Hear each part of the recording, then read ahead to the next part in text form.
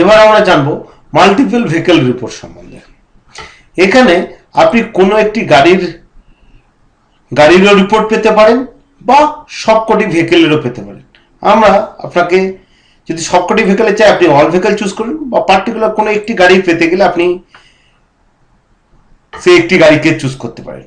আমি 9 তারিখ থেকে এই গাড়িটির আমি একটি সামারি ডিস্টেন্স রিপোর্ট চাইছি, যে এই গাড়িটি কোন কোন দিনে কত কিলোমিটার ট্রাভেল করেছিল।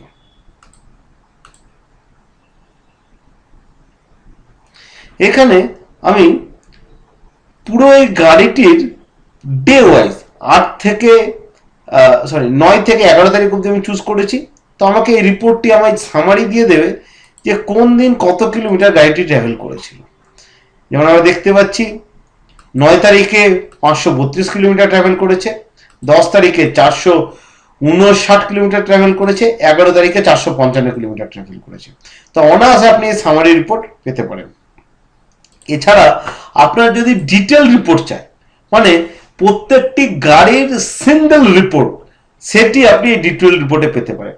আর দুটোর কম্বিনেশন রিপোর্টের ক্ষেত্রে বোথ অপশনটি আপনাকে চুজ করতে হবে।